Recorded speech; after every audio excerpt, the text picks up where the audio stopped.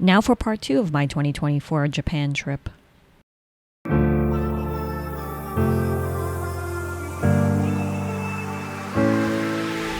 Hi, my name is Phoenix and this is TFL Design, and this is part 2 of my Japan trip that I just came back from. If you missed my last video, please check it out.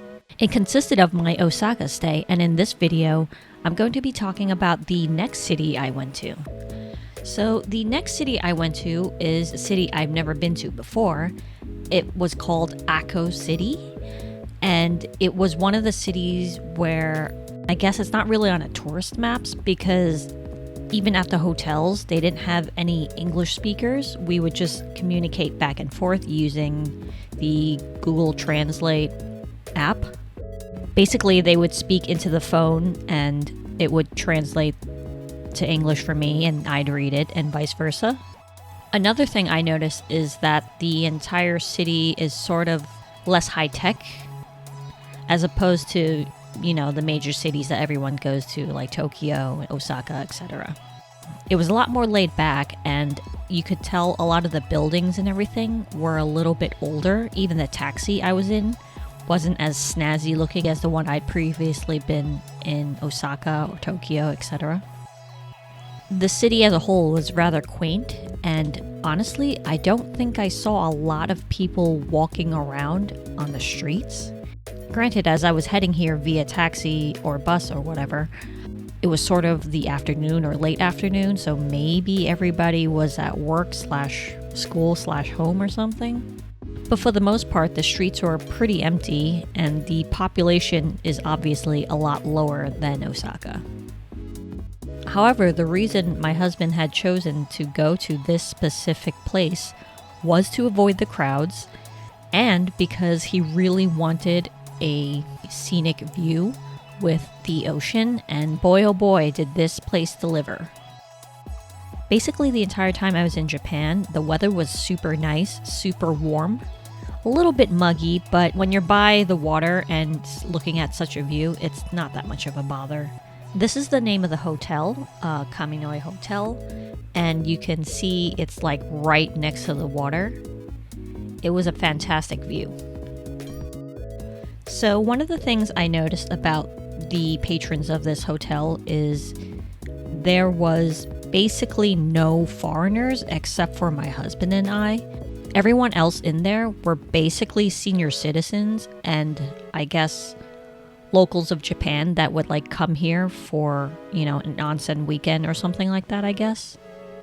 We'd only spotted one other party of young people. And my husband joked that as soon as they left, the entire median population of the hotel went up by 20 years. So although we were surrounded by mostly old people and the onsens were a public onsen, we didn't really mind it because it was not a very busy place, so everything was really large and chill, and there weren't many people that got in the way.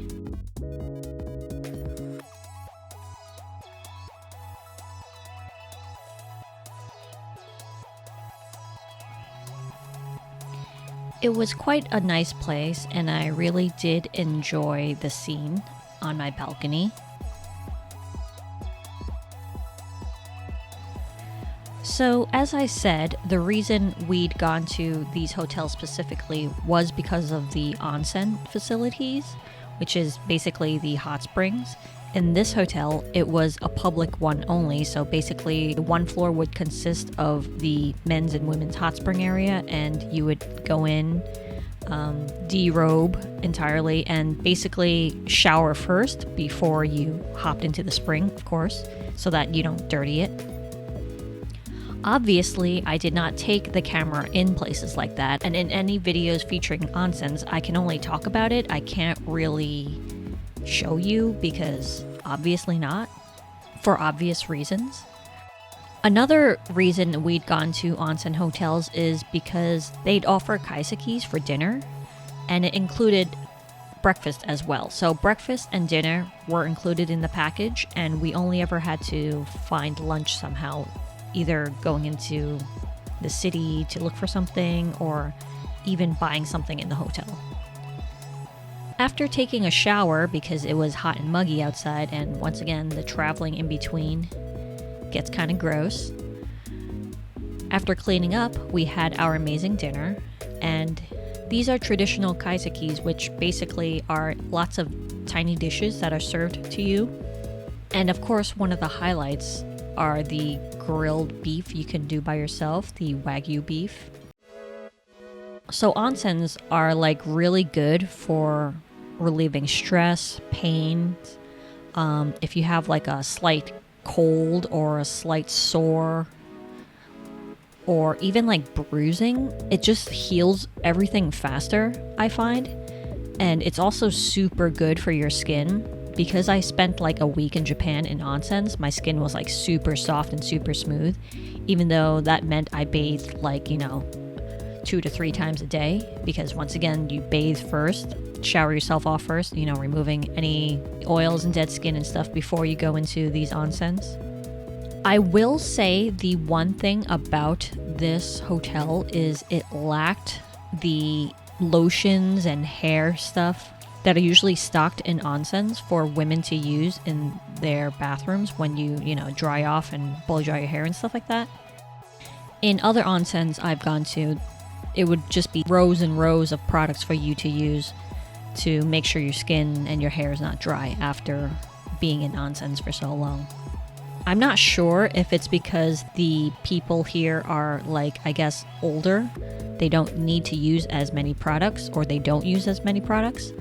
But in every other onsen that I'd been to and will be going to, they had like 2 or 3 times the amount of products.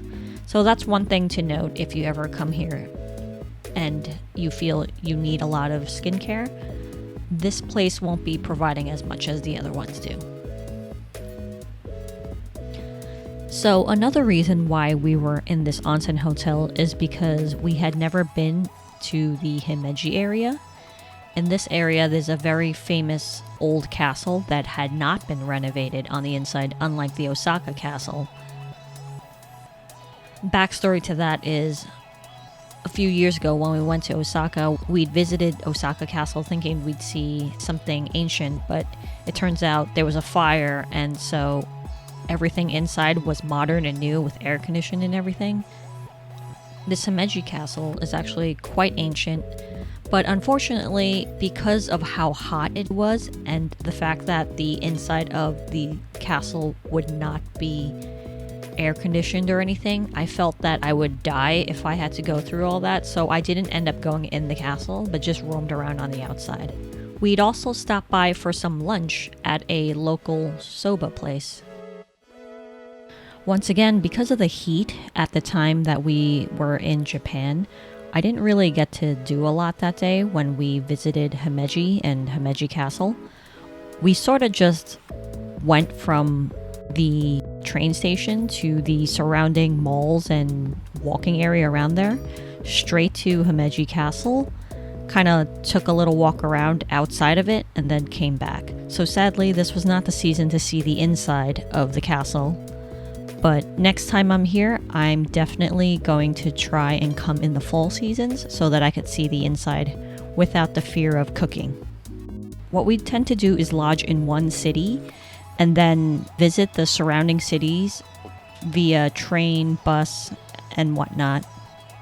That would be my suggestion. Definitely find the hotel or onsen or whatever place you're staying at to be comfortable and easy access to transportation so that you can visit neighboring cities without having to find another place to stay in those cities.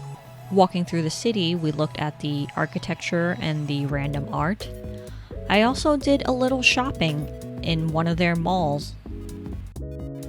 My video on my shopping haul from Japan will be a separate video. I won't be showing any of the items I actually brought home, but be sure to look forward to my haul at the end of this multi-part series. After we gotten back to our hotel, we wanted to jump into the shower again because it was hot and muggy outside, and basically freshen up before dinner service. Here's what we had for dinner that day. Once again, amazing. Once again, really good beef. I would highly recommend you go for some place like this if you don't want to think too much about your meals. Once again, we only ever had to look for lunch because every single one of these onsen hotel packages came with breakfast and dinner. The Kaisekis in these onsens are pretty good overall. It's not like Michelin star level. It'll never reach like the really top tier, but usually on average they're about like a 6.5 to 7, even 8 sometimes out of 10.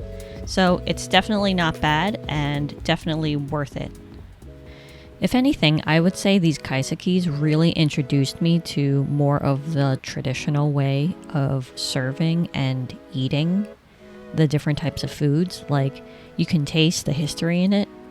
They usually don't have the modern jazz and are the traditional palette, so everything is like super simple, but it's still very tasty and you're definitely full by the end of all the meals.